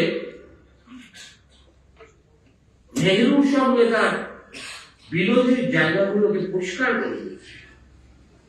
আমাদের বিদেশ নীতি সম্পর্কে বলেছেন 1947 সালের 15ই আগস্ট যখন দেশটা স্বাধীন হয়েছিল, তখন পৃথিবীর প্রত্যেকটা দেশ আমাদের বন্ধু ছিল। আর 4 বছর পরে অ্যাটলাসে এমন একটা দেশও খুঁজে পাওয়া যাবে না যে ভারতবর্ষকে বন্ধু বলে মনে করে। এবং পাকিস্তানের সঙ্গে বৈরিতা এবং সেই বৈরিতাকে বজায় রাখার জন্য বিদেশ নীতি পরিচালনা, এই প্রসঙ্গে তিনি কাশ্মীর প্রসঙ্গেও একেবারে খোলামেলা তার অবস্থান ছিল। তিনি বলেছিলেন, what is the solution of Kashmir? আমি বিশ্বাস করি কাশ্মীরের যে অংশটুকু মুসলিম মেজরিটি সেটা পাকিস্তানকে দিয়ে দেয়, হিন্দু বৌদ্ধ মেজরিটি যে জায়গা জম্মু লাদাখ এগুলো ভারতের সঙ্গে থাকে। এক্স্যাক্টলি এই প্রিন্সিপলেই তো আমরা বাংলা ভাগ করেছি, তাহলে কাশ্মীরের ক্ষেত্রে করবো না কেন? বলেছিলেন আমরা 3,300 কোটি টাকা রাজস্ব আদায় করি। ভাবুন তখন 300 কোটি টাকা কি মূল্য ছিল। তার মধ্যে 100 কোটি টাকা 180 কোটি টাকা খরচা করি মিলিটারি এক্সপেন্ডিচার। এত ডিসপ্রপোর্শনেট অ্যালোকেশন কখনো হতে পারে না, থাকতে পারে না।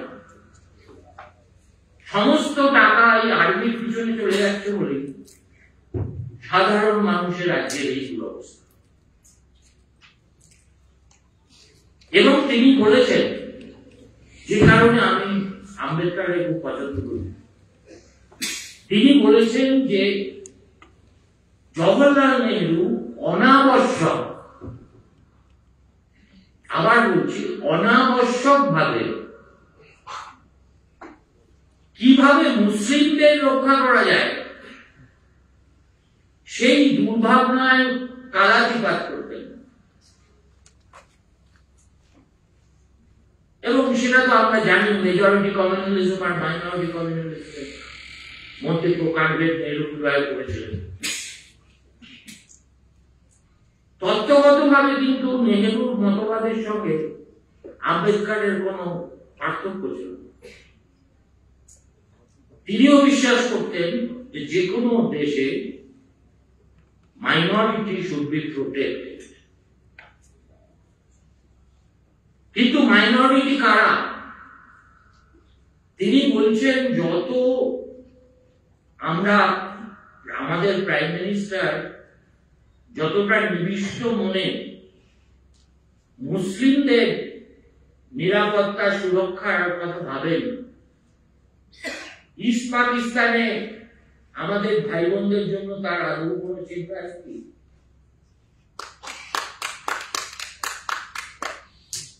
আমি তো বাঙালির বাচ্চা। সেই সময় Bengalis were neglected. Nehru Liaquat Pact was a joke. পাঞ্জাবে পার্টিশন হয়েছিল, টোটাল পপুলেশন এক্সচেঞ্জ হয়ে গেছে। সমস্ত মুসলমান আমাদের পাঞ্জাব থেকে ওখানে চলে গেছিল, হিন্দু বৌদ্ধ শিখ সবাই চলে এসেছিল। বাংলার ক্ষেত্রেও তা হয়নি। বাংলার ক্ষেত্রে রায়পুর গ্রামে একটা পাগল সাহেব, সে তবিকরি, ওর ছুরি তোর বিয়ে স্টাইলে, এমনকি বড় সার্ভে ম্যাপও ছিল না, পুরোনো ডিস্ট্রিক্ট ম্যাপ গুলো দেখে দেখে যেখানে সেখানে কাঁচি চালিয়ে দিয়ে চলে গেছে। সেটাই আমাদের মানতে হয়েছে। আমার শ্বশুরবাড়ি বালুরঘাটে, বাংলাদেশ সীমান্তের খুব কাছে। আমি বহুবার সেখানে গিয়ে দেখেছি, গেরস্ত বাড়ির শোয়ার ঘর হচ্ছে ভারতে, বাথরুম হচ্ছে বাংলাদেশ।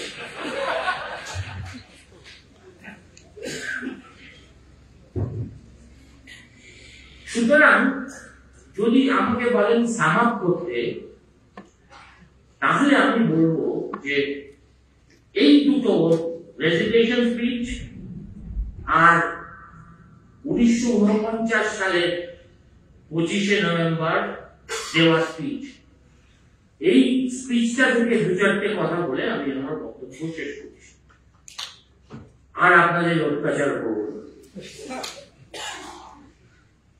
এই বক্তৃতাতে তিনি তিনটে সাবধানবাণী উচ্চারণ করেছেন। প্রথমটা হলো dangers of eschewing constitutional methods। এই যে কথায় কথায় আনরেগুলেটেড স্ট্রিট প্রটেস্ট, যেটা ছাড়া বাঙালি আর কিছু দেখেনি, আনরেগুলেটেড স্ট্রিট প্রটেস্ট উনি কি বলছেন? উনি বলছেন which he characterized as the grammar of anarchy। তুমি যদি কনস্টিটিউশনাল নর্মস না মানো, তাহলে কনস্টিটিউশন দেখেই বা কি লাভ? Unregulated street protest is a grammar for anarchy। দ্বিতীয় কথা যেটা অসম্ভব ডিকশনারি বলেছেন, তিনি বলেছেন রাজনৈতিক গণতন্ত্র কোন গণতন্ত্রই নয় যতক্ষণ না সামাজিক গণতন্ত্র প্রতিষ্ঠিত হবে। অর্থাৎ আমরা এই কনস্টিটিউশনটা করে প্রত্যেক প্রাপ্তবয়স্কের হাতে ভোটাধিকার তুলে দিয়েছি, তার মানে রাজনৈতিক সাম্য আমরা রক্ষা করেছি।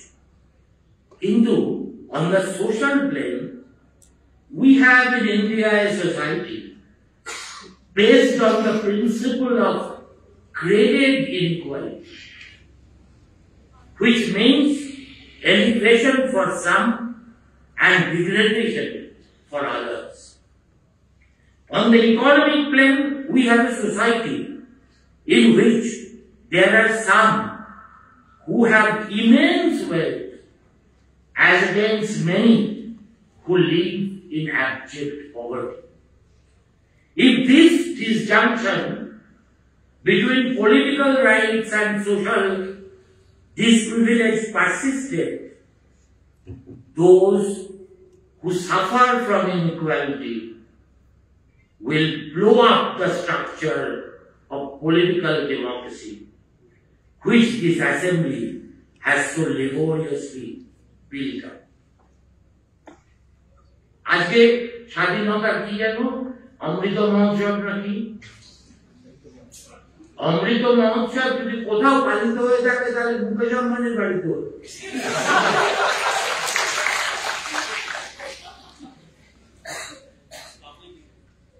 মানে উনি যে কথাটা বলছেন ইনইকুয়ালিটি, 1949 সালে যা বলছেন 2024 সালে ভারতবর্ষ কি তার থেকে পৃথক? না তার চেয়েও খারাপ। 1% of population has 40% of the country's resources. This is what so-called trickle-down theory and market economy has given us. বড় লোক, আরো বড় লোক, আরো বড় লোক, আরো বড় লোক, সারা জীবন নাম শুনেনি আদানি বলে লোকটা। সে কোনোদিন শুধু বিল গেটসকে ছাড়িয়ে গেছে, কোনোদিন শুধু মার্ক জুকারবার্গকে ছাড়িয়ে গেছে, জানো? মানে পিসি সরকারের ইন্দ্রজালের মতো। আর তারপরে টাকা থাকলে কি অশ্লীল তার বৈভবের প্রদর্শনী হয়, সেটা এখন দেখতে পেলাম। সুতরাং ইনইকুয়ালিটি আমাদের সমাজ আজকে ভারতবর্ষ যতটা ইনইকুয়াল, 1951 সালেও ততটা ইনইকুয়াল ছিল না। এবং আজকেও যদি আম্বেদকরের পুনর্জন্ম হতো, একটা ধরা যাক কাল্পনিক চিত্রকল্প, এই ভারতবর্ষকে দেখে তিনি সঙ্গে সঙ্গে আবার রিটার্ন টিকিট কাটেন। Because this is not the India that he envisaged. তার মনে প্রশ্ন ছিল, কিন্তু তার চেয়েও একটা বড় ব্যাপারে তিনি ভারতবাসীকে সাবধান করে দিয়েছিলেন, যেটা আমরা মানি। সেটা হলো কি? সেটা হচ্ছে ব্যক্তি পুজো। এই যে আম্বেদকর পুনরাবিষ্কৃত হওয়ার পরে দেখবেন ভারতবর্ষে এমন শহর নেই যেখানে আম্বেদকরের মূর্তি নেই। এই কিছুদিন আগেই পার্লামেন্টে ঝগড়া হয়ে গেল কংগ্রেস বনাম সরকারের, যে কেন আম্বেদকরের মূর্তি পুরনো জায়গা থেকে নতুন জায়গায় স্থানান্তরিত করা হয়েছে। আমরা ভারতীয়রা, যেটা আজকেই খবরের কাগজে পড়ে এলাম, ওই শাসন চালন করেছে, যে এখন মানুষ আর মানুষ থাকতে চায় না। প্রথমে সে সুপার হিউম্যান হতে চায়, তারপরে ভগবান হতে চায়। কার সম্পর্কে এই উক্তি সেটা আমি আর বলছি না, একবার চলে গেছি, দুবার যাব না। কিন্তু এই যে মানুষের মধ্যে দেবত্ব আরো, বাপু বাপু বাপু বাপু বাপু যখন ছিল, কিংবা সুভাষচন্দ্র বোস, আমাদের বাঙালিরা, তিনি বিয়ে করতে পারেন না, তিনি সিগারেট খেতে পারেন না, কেমন তার মেয়ে ইললেজিটিমেট, এমনকি তিনি মরতেও পারেন। আজকেও এমন অনেক অন্ধ বাঙালি সুভাষ বোসের ভক্ত আছে, যারা মনে করে যে না বাবা, তিনি কোথাও কোথাও বেঁচে আছে। নইলে আমাদের সবচেয়ে গর্বের দেশনায়ককে গুমনামি বাবা বানিয়ে বিচার বিভাগীয় তদন্ত হয়। জাস্টিস গাঙ্গুলি সতীর্থই তো করেছেন, মনোজ মুখোপাধ্যায়। গুমনামি বাবাকে সুভাষচন্দ্র বোস যে বলতে পারে তিনি বিচারপতি ছিলেন না কি ছিলেন আমার জানার দরকার নেই। Intellectually he was bankrupt. একটা ন্যূনতম বোধ থাকলে কেউ এই কথা বলতে পারে না। সে যাই হোক, তা এখানে উনি বলছেন ভারতীয় চরিত্র থেকে, কারণ উনি চোখের সামনে দেখতেন গান্ধী পুজো কিরকম হয়, নেহেরু পুজো কিরকম হয়, এসব দেখে তিনি বলেছেন there is nothing wrong in being grateful to great men who have rendered lifelong services to the country. But there are limits to gratefulness. কৃতজ্ঞ হওয়ারও একটা সীমা আছে। As has been well said by the Irish patriot Daniel O'Connell, no man can be grateful at the cost of his honor.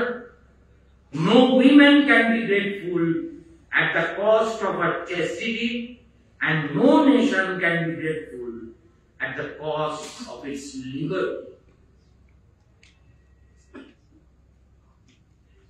Then he continued, the caution is far more necessary in the case of India than in the case of any other country. For in India, bhakti, or what may be called the path of devotion, or hero worship, plays a part in its politics, unequaled in magnitude by the part it plays in the politics of any other country in the world. It's a hokkata hai. Bhakti in religion may be a road to the salvation of souls. But in politics, bhakti or hero worship is a sure road to degradation and eventual dictatorship. Ladies and gentlemen, I am not even asking you to look at the German shepherd called Adolf Hitler.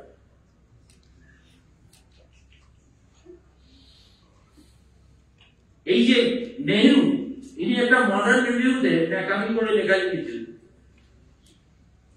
নিজের নাম না দিয়ে। এই নেহরু যেন একটা Julius caesar হয়ে যাচ্ছে, হ্যাঁ, এইটার থেকে যেন নেহরু নিজেকে বাঁচিয়ে রাখতে পারে। রামানন্দ চট্টোপাধ্যায়ের কাগজে ছাপা হয়েছিল, পরে যেন নেহরুই নেহরু নামে লিখেছে।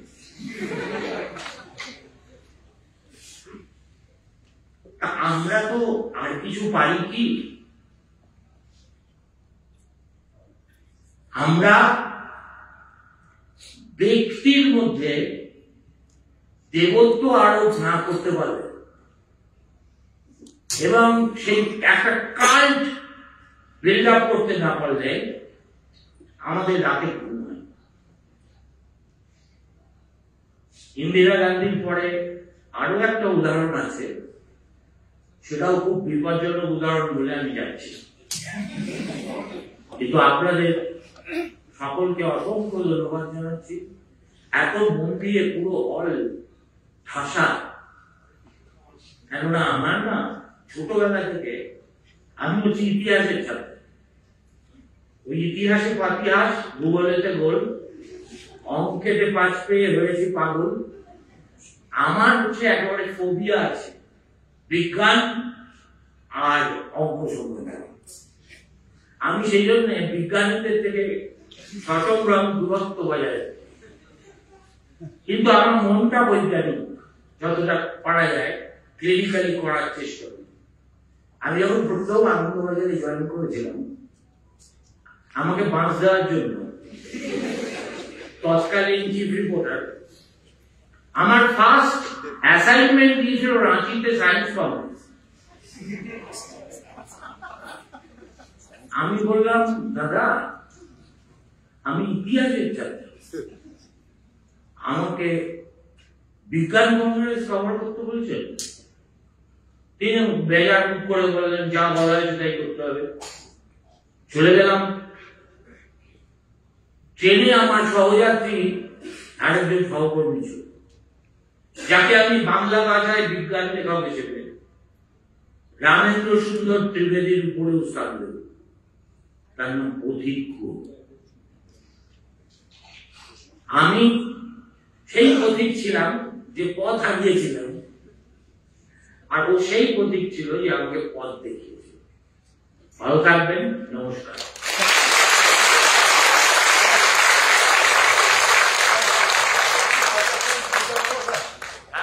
একটা কোশ্চেন যদি একটু জাস্ট বলুন স্যার,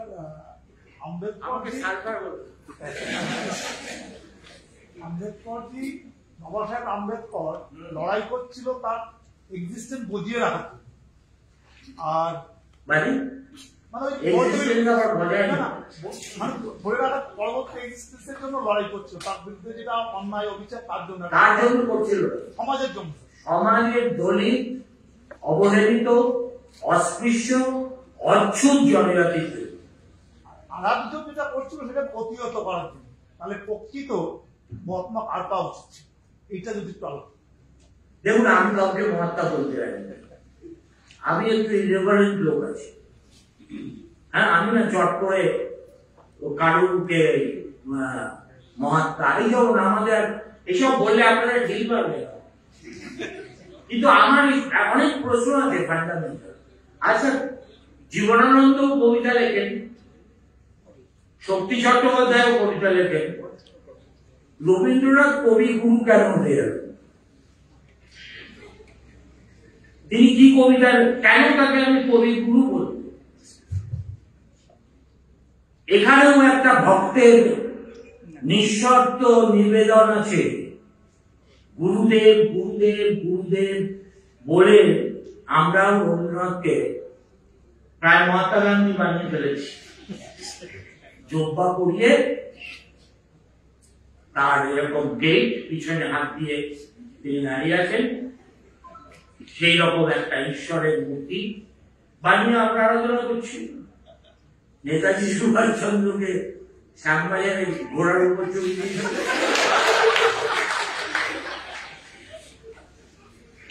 নেতাজির জীবনে যদি সত্যি একটা অ্যাসেসমেন্ট করতে হয় নির্মোহভাবে, তাহলে আইএনএ গঠন করা এবং যুদ্ধ করা এবং ছাত্রাবস্থায় এনসিসি থেকে একটা আর্মি কমান্ডার ইন চিফ হয়ে যাওয়া, এগুলো তো খুব একটা বাস্তব ব্যাপার নয়। কিন্তু আমরা নেতাজিকে মনে রেখেছি, কারণ আর কোন বঙ্গ সন্তান এই সাহস দেখাতে পারে না। একমাত্র স্বাধীনতা সংগ্রামী যিনি জীবনটা উৎসর্গ করেছিলেন, কিন্তু নেতাজি চাইতেও তার বড় পরিচয় একটা আছে, সেটা সুভাষচন্দ্র বোসের। সেই পরিচয় রয়েছে তার বইয়ে ইন্ডিয়ান স্ট্রাগল, ইন্ডিয়ান পিলগ্রিম, পড়ে দেখবেন, সেখানে আসল সুভাষ বোসকে খুঁজে পাব। কিন্তু আমরা না, আমরা নেতাজি সুভাষ একটা সামরিক উক্তি পড়িয়ে আমাদের খুব পছন্দ করি। সুতরাং কেউই বাদ দেই। শেষ পর্যন্ত নীরেন্দ্রনাথ চক্রবর্তীর একটা কবিতা আছে, তার একটা লাইন দিয়ে শেষ করছি, কোন দিকে বিলাবে বিমল চোখ, যেদিকেই তাকাও দেখবে কোনো না কোনো কাল্ট। এই যেমন দেখলাম হাতরাসে এক বাবা, সে সুট করে প্রবচন দিচ্ছে, আর 121টা লোককে মেরে ফেলে বলছে মৃত্যু তো ইজ পার্ট অফ লাইফ, একদিন জন্মিলে মরিতে হবে,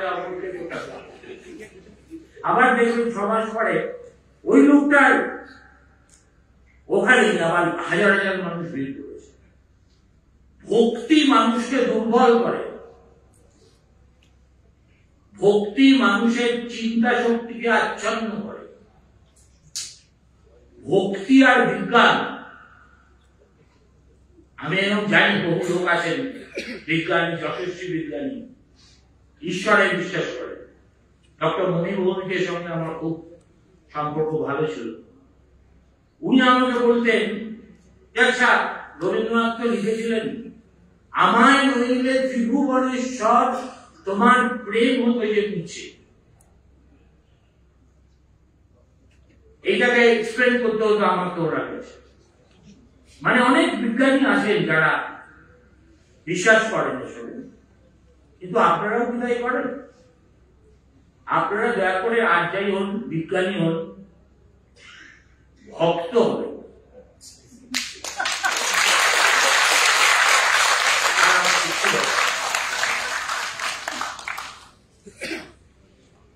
থ্যাংক ইউ সুমন বাবু, আপনার অসামান্য কথার জন্য। সবাই ভীষণভাবে এনজয় করেছে। আমরা অনুষ্ঠানের একদম শেষ পর্বে চলে এসেছি। আমরা আমাদের মাননীয় registrar Shrimati Sarbani Saha vote of thanks দিয়ে অনুষ্ঠানের শেষ হবে, কিন্তু আপনাদের কাছে একটা বিনীত অনুরোধ আমার আছে সকলের কাছে, আপনারা আমাদের অতিথিরা সবাই এই হল ছেড়ে যাওয়ার সময় পর্যন্ত আপনারা অপেক্ষা করবেন, কারণ তারপর আপনাদের জন্য একটি ঘোষণা আছে আমাদের, সেই ঘোষণাটি শুনে তারপর আপনারা সবাই হল থেকে যাবেন। আমি সর্বাধিক রিকোয়েস্ট করব vote of thanks.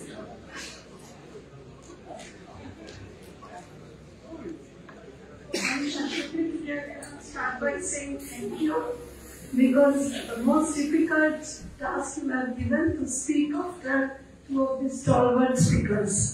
I must say you have been among the top speakers we have ever heard here at IBCS. To start with, just for the sake of formality, in delivering my vote of thanks, I would first thank respected Dr. Ambedkar for giving us a structured doctrine that has taught us liberty, equality, justice, fraternity, as rightly said by Justice Ganguly. My respectful thanks to Justice Ganguly. Sir, you have been a different generation. In this short time, we learned so much from you, the choice of words, your humbleness, yet your calm personality, your punctuality, very often falter. Thank you, sir, for coming. Thank you, Shuman Babu, for your eloquent oratory and the courageous statement we often lack in our daily life. And thanks to the organizing committee for choice of such excellent speaker. I would thank contribution from each one of you that has made IACS enabling to organize the event in such an impeccable way. Thanks to each one of you. And thank you, audience. You have been an excellent audience, responsive, responsible, intellectually upbeat. Thank you so much. Thank you.